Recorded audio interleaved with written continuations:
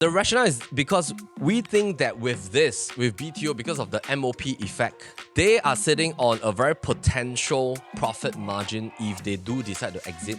And there's this psychology effect in the sense that families that have stayed there for 5, 8, 10, 15 years, if they are BTO first-hand owners, they might not move immediately in the first 5 years because the psychology is like this. Hey, Daniel, this one will be like very tough for them to. Is it too bright or?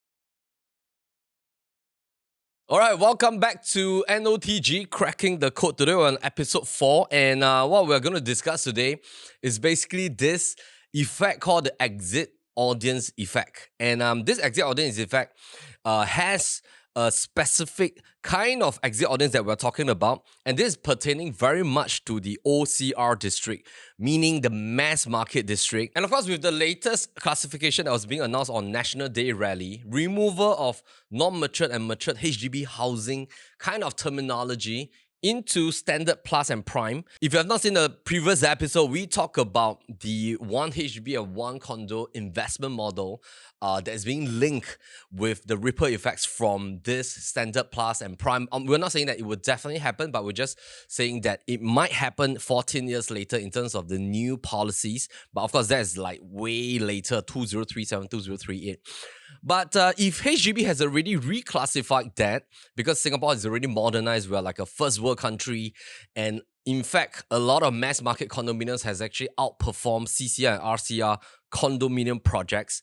Maybe it's a little bit of high time that we also rethink the classification of OCR, RCR, and CCR. All right, so just have a look at this particular condo that's sitting on top of Jurong West MRT station. Centros, super outperformer. Lease starts from 206, completed 209, number of units 610. Let me just bring you to our PLB article. So basically, if you head on to our PropertyLimBrothers editorial page, you will see this article, how 28 districts are being classified. We broke down into this segment for you. Basically, if you look at this district map, anything in the orange region, these are the CCR zonings. Anything in this dark blue region, City Fringe, we call it RCR, rest of central region. Anything that's outside, we call it OCR. So the example that I'm giving you is, of course, it populates across different districts, different townships, but not all mass market condos has outperformed CCR, RCR properties. I'm just giving you one particular example to share with you what might evolve in the future years ahead. So we're talking about one property in Jurong. Of course, great location, sitting on top of the MRT, almost like an integrated development. And I'm going to compare to a property in District 4 right here. Now, this property, of course, a lot of people know what this home is. Fantastic architectural fleet. In fact, this is one of the landmarks right now in Singapore. Largest land plot, 1,001 plus unit, 2006, 2011. And of course, the tenure start date is the same. Both are 99s, but I just want to compare in terms of profitable and unprofitable transactions. Profitable transactions, 177. Unprofitable, 277 transactions. But let's have a look at Centros. In fact, I think Centros is really like an outperformer because profitable transactions, 532. In fact, some of the largest profit that the first-hand owners has made is about 1.3 million, 1.2 million. And of course, if I were to look at the unprofitable transactions, there are only 14 of them. In fact, I would say the first-hand owners are mainly sitting still on a lot of untapped margin profits that, of course, the day that they sell, then they will realize it, but they're sitting on a lot of paper gain. So both properties, one in Jurong, one in D4, which is at Keppel, both were starting from 2006 as the lease tenure date. Why is it that one can outperform the other? And that links us to today's topic, cracking the code. It has a little bit to do with the OCR, RCR, and CCR region, but of course, it doesn't apply to all properties. It doesn't apply to all comparison. But this is relating to today's topic because we want to look at new townships. And new townships, for example, like Woodleigh, new township, All right. In fact, a lot of people say that this sort probably might be the next Bishan, because why? It was sitting on the old cemetery land, similarly to Bishan. And Pongo, of course, is a new township that has already been developed over the past 20 years, but there's like part 2 to Pongo, because the digital district will be completed likely next year once the new SIT will be up. And of course, you also have Fernville, which is already a new township. You have Canberra, a new township. You have Tengah, the latest township. And of course, in future, in the year 2030, the next one will be the up-and-coming existing Paya Lebar Air Base. That's going to be a brand new township as well. You also have Buangkok, new township. Now, how do we define new township? The definition of new township in our context, it doesn't apply to the national context. In our context in PRB, how we classify this is that this kind of new township has this phenomenon, which is it has a huge percentage of HDB BTOs being planted into the landscape, and the BTOs are being planted by clusters. So for example, if you were to look at this with me together, this is Woodleigh. If you look at Woodleigh, right in the middle is being surrounded, which is the Woodleigh MRT station and the Woodleigh Mall that has just completed. If you've not been there, fantastic mall, a lot of good shops right there. And right across it is a beautiful man-made alcove lake. And this township, basically, what we're referring to is that, look at this, there are 4 clusters of HDB flats which will hit its MOP in 2026. This will hit 2027, this is 2026, 2027, 2030, 2029. And these are cluster of HDB flats with probably about 6 to 8 blocks. Here has probably about 10 blocks. Here has probably about 15 blocks right here. And we are talking about the HDB clusters that has been launched as a BTO project in the past. So this hitting MOP in 2026, it means that the owners right here, they probably has collected their key around 2021, hit 5 as MOP, and then they are eligible to sell. Now, if they got their keys in 2021, very likely we minus another 4 or 5 years, they have balloted it in the year maybe about 2016 or 2015. And this is now something that the owners here are looking forward to, meaning that maybe they'll be looking forward to the fact that, hey, you know, I've already waited for 5 years to get my keys. I stayed for 5 years. I love this location, but I'm sitting on very good profit. Right, so if I come back to this particular article on srx.com.sg, Woodleigh Glen, 2016 BTO, very likely the cluster that we're talking about. There were 670 units of 2-room flexi, 3 and 4 room, 330 units of 3 and 4 room. If you look at the pricing, so the 3 rooms were being launched at about 360 over thousand. The 4 rooms were being launched at 518,000. And this will then give you an indication of what is to come. What do I mean by the indication? Because if, let's say, averagely, we're talking about maybe this cluster, Woodleigh Glen, right? The 4 rooms flat right here, and this is like walking distance to the MRT station and the integrated mall. Brand new, 5 years. And take note that when somebody buys a BTO, their lease date don't start from the construction date. Their lease date starts from, do I have a pen? Okay, great. Their lease date, if let's say they got their keys in 2021, the 99 years of the HDB BTO starts from 2021. It's not like private properties. Private property starts from the land tenure date, and you have to wait some years to adhere to the construction period. But HDB is fabulous in the sense that your 99 actually only starts from the day you collect the keys. It's like HDB gives you the construction period for free, right? So 2026, these people bought in at 518,000, fantastic price for 4 room. In 2026, their flat has a balance list of 94. We call it the MOP HDB flats. How much do you think they are going to sell? If you look at the current prices, near MRT, this is considered an RCR city fringe area. It's not even OCR because Woodleigh is considered RCR already.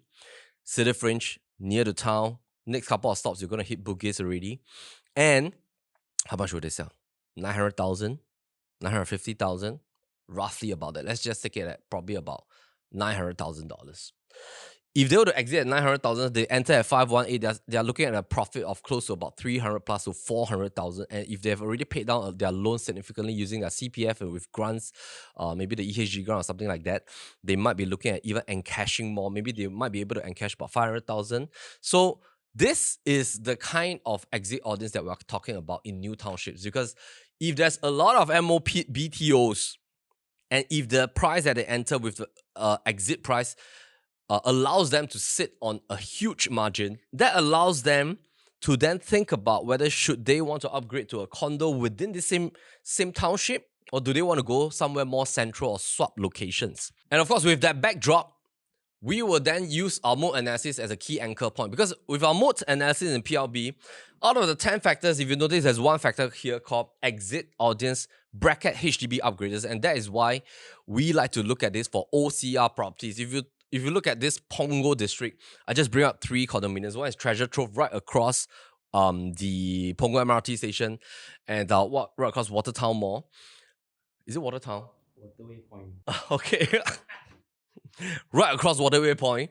Parc Centros opposite the MRT. Prive a little bit further away, about 10 odd minutes walk. And Prive is right diagonally behind Parc Centros, but it's still walkable to the MRT. Look at these 3 of them and how they score in exit audience. They all score full 5 points. If you look at this, exit audience 5 points for Treasure Trove, 5 points for Parc Centros, 5 points also for Prive. And how do we define exit audience in PLB with that HDB upgrading effect is that if you score 5 points, it means that you have more than 2,000 new HDB dwellings in the past 10 years. That means HDB has constructed more than 2,000 units of BTOs within that same proximity. And the rationale is because we think that with BTO, because of the MOP effect, they are sitting on a very potential profit margin if they do decide to exit. And there's this psychology effect in the sense that families that have stayed there for 5, 8, 10, 15 years, if they are BTO first-hand owners, they might not move immediately in the first 5 years because the psychology is like this. So let's say, for example, you got your keys in 2021, all right? Okay, or you balloted at 2016, you BTO'd, and then 2021, you got your keys. 2026, you can sell. We call it the MOP date. But maybe you choose not to sell. Why?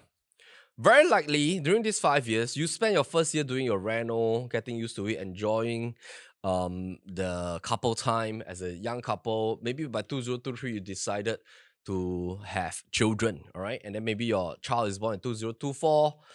And then during that first 2 years, you still want to enjoy your home. So what might happen is that you might make a decision only in 2031 at the 10th year mark of staying there, because by then, your child probably will be in the range of going to nursery, kindergarten, K1, K2, or starting to go to primary school, P1, P2. Very likely, because you're so comfortable there, your child has already started to go to the nearby mall for tuition. You go to the nearby swimming complex for swimming lessons and stuff like that, and you're very familiar with that township. The kindergarten is also nearby. You just drop off them, come back from work, childcare, and then pick them up, go back home. And also very likely your entire family nucleus, maybe some of your siblings or parents are also staying nearby. And you're very used to that entire zone in terms of traveling, transportation, and things like that already. And you already have formed a very nice like kampong effect also with your BTO cluster friends and all that. You do group buys and stuff like that. What might happen is that even if you intend to move within this years from the MOP date to your 10-year mark, and you think that, hey, I'm sitting on a profit of about 300,000-400,000 and I've already paid down a lot of my loan. If I sell my HDB because I bought it at about 518,000, now I can exit at 900,000, for example.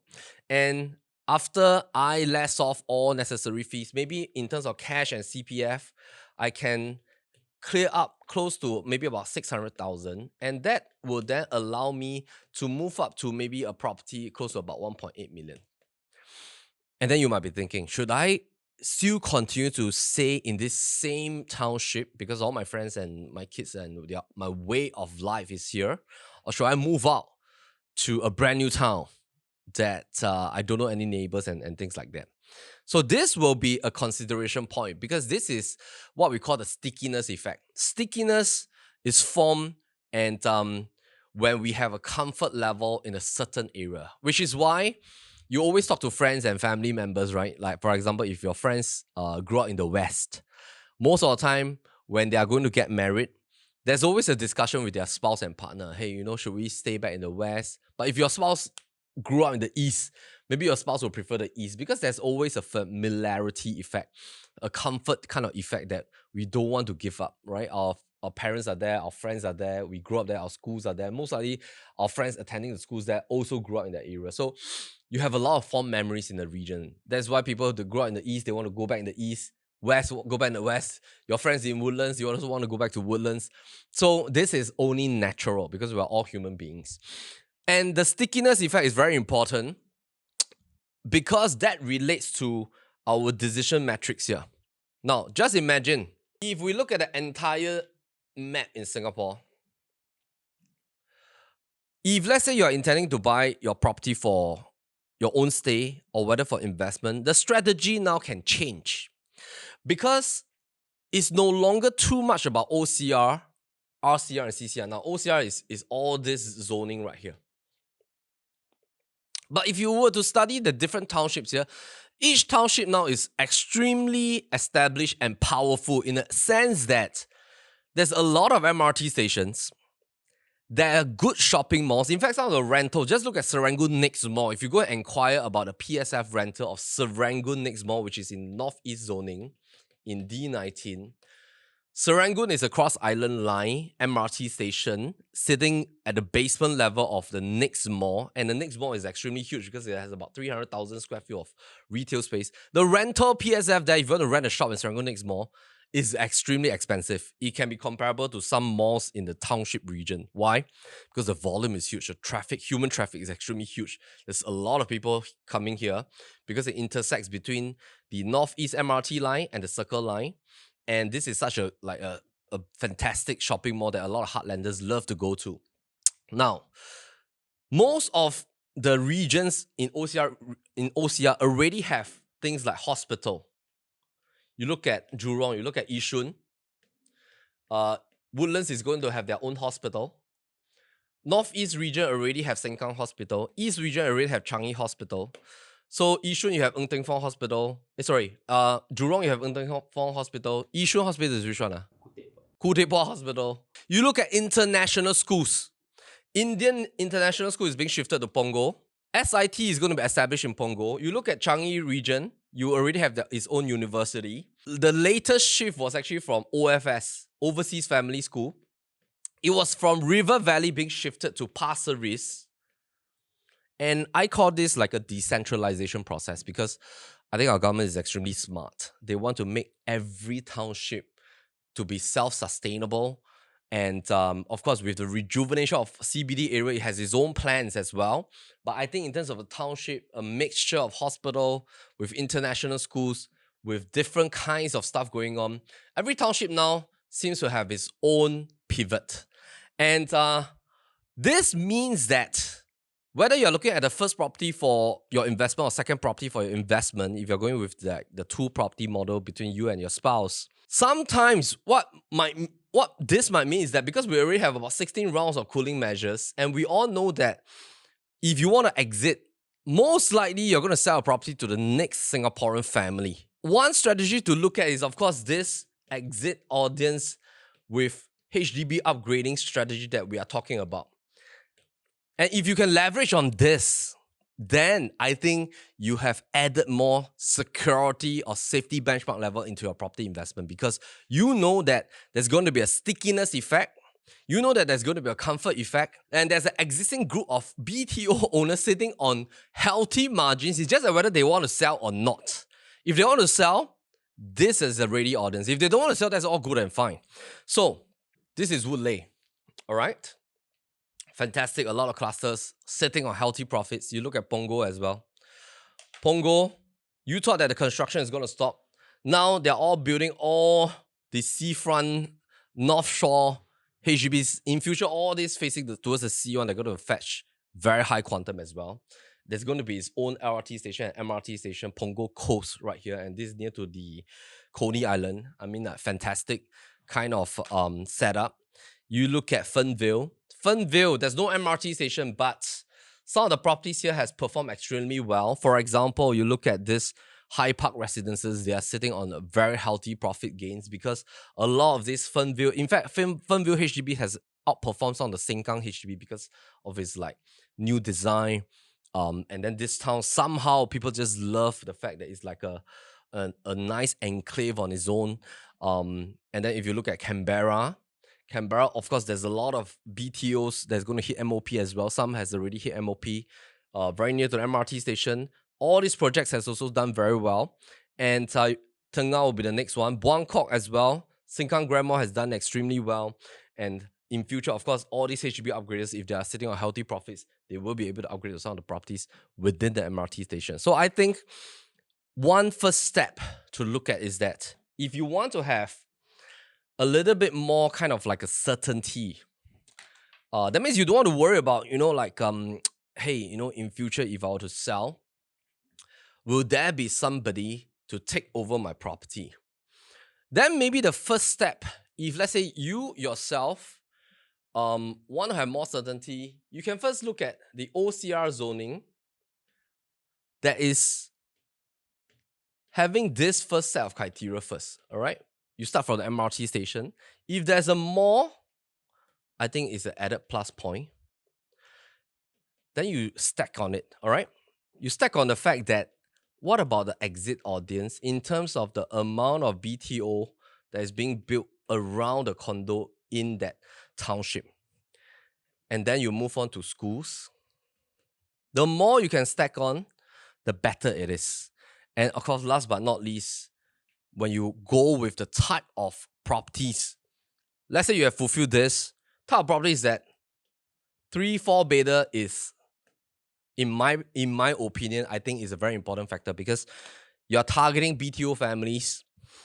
They have already stayed from a 3-room flat or 4-room flat, at least 3 bedrooms, and they have children. They want to expand their family. It must make sense for them. If they want to move from their HDB to a condo, put it from their profit from BTO to the next home, minimally, I think they want a 3-bedder.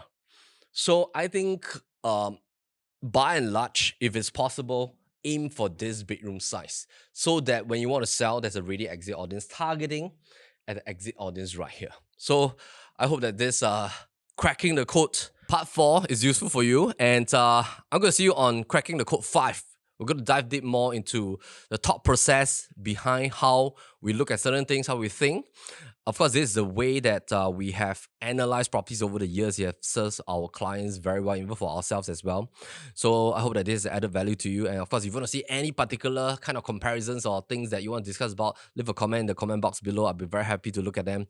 And thank you for staying tuned with NOTG. In the meantime, take care. We'll see you soon. Cheers. Welcome back to Cracking the Code. Cracking the Code. Oh my goodness. 11:34 a.m. man. My voice is cracking already after last week's debate session. So